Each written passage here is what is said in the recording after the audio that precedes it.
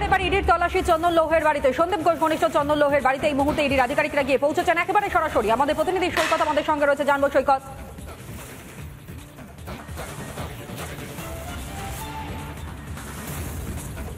দেখো, একেবারে সাত সকালে আজকে চন্দন লৌহ সহ এই আরজিকর দুর্নীতিতে যাদের নাম এসেছে তাদের বাড়িতে ইডি আধিকারিকরা গিয়েছেন।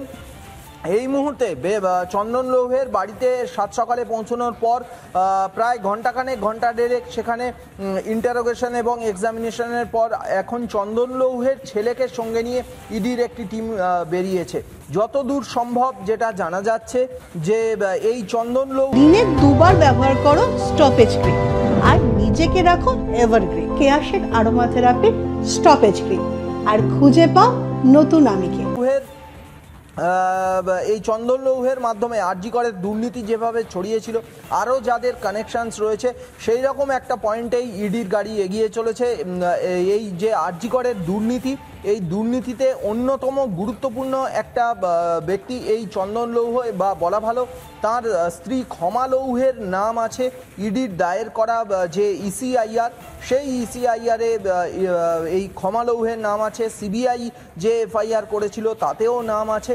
সব মিলিয়ে আরজিকরের দুর্নীতিকাণ্ডে আজকের সাত সকাল থেকে ইডির হানা। চন্দন লৌহের বাড়িতে ইডির আধিকারিকরা হানা দেয়। এই মুহূর্তে চন্দন লৌহের ছেলেকে সঙ্গে নিয়ে ইডির একটি টিম বেরিয়েছে। এই দুর্নীতির অন্যতম আরও যে গুরুত্বপূর্ণ পয়েন্টগুলো রয়েছে সেগুলোতেই ইডি আধিকারিকরা যাচ্ছেন এমনটা জানা যাচ্ছে। বেশ, নজর রাখো। ধন্যবাদ জানাই সৈকত। আমাদের প্রতিনিধি এই মুহূর্তে আমাদের সঙ্গে ছিলেন। চালায় যে চন্দন লৌহের বাড়ি রয়েছে সেইখানেই ইডির আধিকারিকরা তারা সকাল সকাল গিয়ে পৌঁছেছেন এবং চন্দন লৌহের ছেলেকে নিয়ে তারা এই মুহূর্তে তদন্ত এগিয়ে নিয়ে যাওয়ার জন্য বিভিন্ন জায়গায় যাচ্ছেন। কোথায় যাচ্ছেন, তাদের কি পরবর্তী পদক্ষেপ, সমস্ত দিকে আমাদের নজর থাকবে। আপাতত ধন্যবাদ জানাই। একবার এক্সক্লুসিভ সেই ছবিটা আপনাদের সামনে তুলে ধরছিলাম। এবং আপনারা জানেন নিশ্চিত যে এই চন্দন লৌহ যার কথা বলা হচ্ছে তারই বাড়ির নিচে মূলত এই কাশীপুর বেলগাছিয়া এলাকার যিনি তৃণমূল কংগ্রেসের বিধায়ক এবং ডেপুটি মেয়রও সেই অতীন ঘোষের কার্যালয়, সেই কার্যালয় রয়েছে। সুতরাং একটা তৃণমূল কংগ্রেসের সঙ্গে যোগ কিন্তু স্পষ্ট।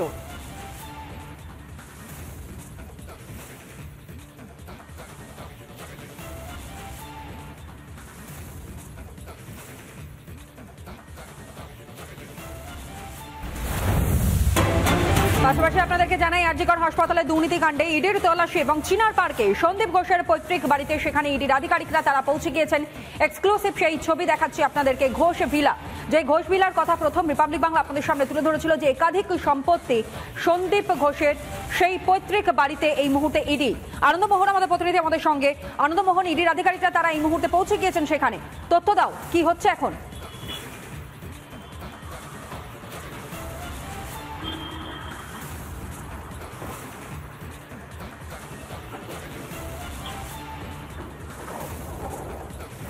তথ্য আনন্দমোহন, এই মুহূর্তে সেখানে কি চলছে, কি দেখতে পাচ্ছ? চিনার পার্কে সন্দীপ ঘোষের পৈতৃক বাড়িতে ইডির আধিকারিকরা তারা পৌঁছে গিয়েছেন।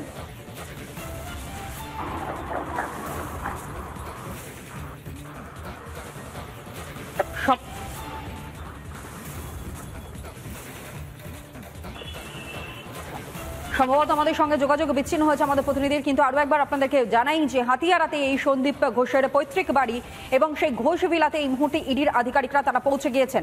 একবারে সাঁড়াশি চাপ বলা চলে, একদিকে সিবিআই অন্যদিকে ইডি বিভিন্ন জায়গায় তল্লাশি অভিযানে।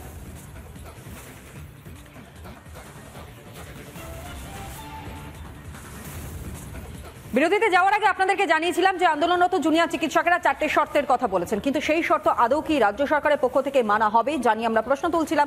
আমি প্রথমে দীপাঞ্জন বাবুর কাছে আসবো। দীপাঞ্জন বাবু কিছু বলবেন বলে হাত তুলেছিলেন এবং তারপর আমি সঞ্জীব বাবুর কাছেও যাবো। দীপাঞ্জন বাবু, আমি ওই ঝন্টু বাবুর বক্তব্য শুনছিলাম এবং আমি সম্পূর্ণ সহমত।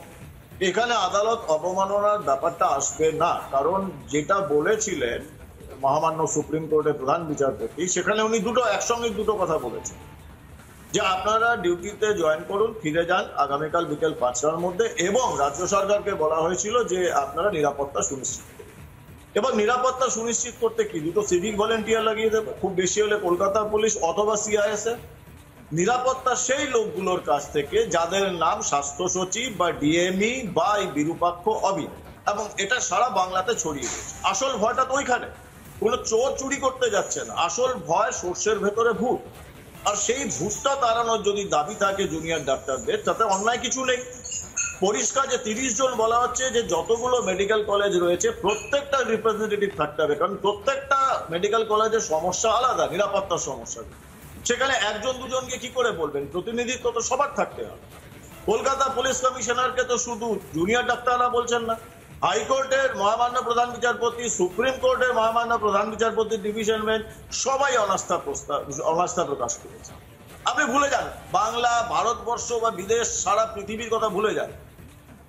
তৃণমূল দলের মধ্যে, শাসকদের মধ্যে কি একটা লোক আছে যে বিনীত গোয়েলের কথা বিশ্বাস করবে বা তাকে ভরসা করবে? তো জুনিয়র ডাক্তাররা যেগুলো বলেছেন তাতে আমি অন্যায় দেখছি না, এবং এটাতে যদি ইগোর লড়াইয়ে যায়, কারণ এটা ঘটনা যে প্রশাসন বা রাজ্য সরকার বা মুখ্যমন্ত্রী এই লোকগুলোকে সরাতে পারবেন না, কারণ এই লোকগুলোর কাঁধে ভর করেই উনি রাজত্ব চালাচ্ছেন। সরাতে কেন পারবেন না? বাধ্যবাধকতা কোথায় রয়েছে? যদি মনে হয় তাদেরকে দিয়ে কোনো কাজ হচ্ছে না, যদি তাদের জন্য এরকম ভাবে প্রতিবাদ হয়, তাহলে পরে না সরানোর কাজটা কোথায়?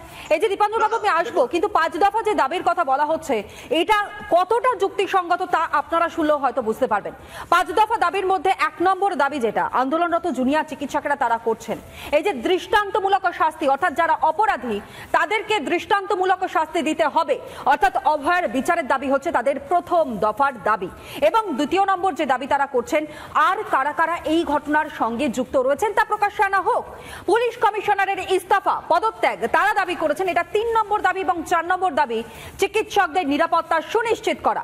5 নম্বর দাবি তারা যেটা করেছেন, মেডিকেল কলেজে ভয়মুক্ত পরিবেশ, যে কথা কিন্তু প্রত্যেকটা দিন তারা বলছেন, কিন্তু এর প্রেক্ষাপটে দাঁড়িয়ে কোথাও যেন একটু মোড় ঘুরিয়ে দেওয়ার চেষ্টা কিন্তু রাজ্যের তরফ থেকে করা হয়েছে। অবশ্যই সেটা নিয়েও আমরা আলোচনা করব, কিন্তু তারই সঙ্গে সঙ্গে মমতা বন্দ্যোপাধ্যায় রাজ্যের তো স্বাস্থ্যমন্ত্রী, তিনি তো কোনো দায় এড়িয়ে যেতে পারেন না। মমতা বন্দ্যোপাধ্যায় কাঁদেরকে আড়াল করবার চেষ্টা করছেন। যে দাবি দাবাগুলো সামনে আনা হয়েছে তার প্রেক্ষিতে দাঁড়িয়ে এই প্রশ্ন উঠে আসছে, তার কারণ 5 দিন ধরে কি করছিল পুলিশ, যে প্রশ্ন আসছে, এবং তার প্রেক্ষিতে সিপির পদত্যাগ, তড়িঘড়ি দেহ দাহ করে দেওয়া হলো। এত তাড়াহুড়ো কেন? অপরাধ স্থল অবাধ রাখা হয়, সেই জায়গাটাকে কর্ডন পর্যন্ত করা হয়নি বেশ কিছুক্ষণ সময়ের জন্য। সিবিআইকে সব তথ্য প্রমাণ কেন দেওয়া হয়নি, এবং কেন ময়না তদন্তে চালা নেই? মাত্র 27 মিনিটের সিসিটিভি ফুটেজ কেন দেওয়া হয়েছে? গত শুনানিতে একেবারে স্পষ্ট করে বক্তব্য কিন্তু সলিসিটর জেনারেল তিনি রেখেছেন, এবং সেখানেও ডিফেন্ড করা হয়েছে রাজ্যের পক্ষ থেকে। এবং একই সঙ্গে এই যে সন্দীপ ঘোষের বিরুদ্ধে এত অভিযোগ, তারপরও কেন ব্যবস্থা নেওয়া হলো না? স্বাস্থ্য দপ্তর পর্যন্ত তো প্রত্যেকটা মুহূর্তে অভিযোগগুলো গিয়েছে, কিন্তু তারপরও কোনো রকমের কোনো পদক্ষেপ সঠিকভাবে নিতে দেখা যায়নি। সঠিকভাবে ঠিক কি হচ্ছে না হচ্ছে সমস্তটা আমরা তো আলোচনা করছি, এবং এই মুহূর্তে আলোচনা আমরা এই বিষয়টা নিয়েই এগিয়ে নিয়ে যাব। তার কারণ তার বিরুদ্ধে পদক্ষেপ না নেওয়া, কেন বাঁচানোর চেষ্টা, এই বিষয়টা যখন সামনে আসছে তখন কোনোভাবেই দায় এড়িয়ে যেতে পারেন না যেই দপ্তরের মন্ত্রিত্ব যার হাতে রয়েছে, অর্থাৎ মুখ্যমন্ত্রী, স্বাস্থ্যমন্ত্রী, পুলিশ মন্ত্রী মমতা বন্দ্যোপাধ্যায়।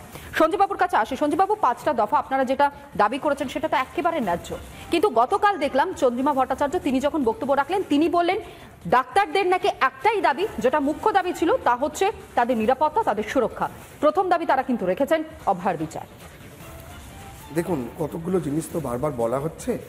একটা জিনিস খুব পরিষ্কার করে বলতে চাই, এই 33 দিন বা 34 দিনের যে আন্দোলন আমাদের জুনিয়র ডাক্তার ভাইয়েরা করছেন, কখনো রাস্তায় বসে প্রতিবাদ করছেন, কখনো হসপিটালের সামনে প্রতিবাদ করছেন, যে অবস্থায় তারা রয়েছেন, যদি কেউ মনে করে থাকেন যে এই আন্দোলনের একমাত্র উদ্দেশ্য স্বাস্থ্য ভবন বা নবান্নে বসে মাননীয় মুখ্যমন্ত্রীর সাথে চা বিস্কুট খাওয়া, তারা খুব ভুল করছেন। এই আন্দোলনের উদ্দেশ্য এটা নয়। তাহলে কেন প্রশ্ন আসছে যে মুখ্যমন্ত্রীর উপস্থিতি জুনিয়র ডাক্তাররা দাবি করছে? দেখুন, আমরা বিভিন্ন সংবাদ মাধ্যম থেকেই জেনেছি যে মাননীয় মুখ্যমন্ত্রী বলেছেন এই বিষয়ে যা বলার তিনি বলবেন, আর কেউ এই বিষয়ে মুখ খুলবেন না। তাই যদি হয় তাহলে জুনিয়র ডাক্তাররা কার কথা বিশ্বাস করবে? আপনি একটু রুগীর প্রেক্ষিতে ব্যাপারটা বিচার করুন। যদি কোনো ভিজিটিং কনসালটেন্ট বা যার আন্ডারে রুগী ভর্তি, তিনি যদি বলেন যে আমি রুগী দেখতে যাব না, আমি রুগীর পরিবারের সাথে কথা বলবো না, যা বলার আমার সবচেয়ে কনিষ্ঠ জুনিয়রটি বলবে, সেই রুগী দেখবে, সেই পেশেন্ট পার্টির সাথে কথা বলবে, আমি যা সিদ্ধান্ত নেবার আমি অন্য জায়গার থেকে বসে বসে নেব, এটা মানবেন তো?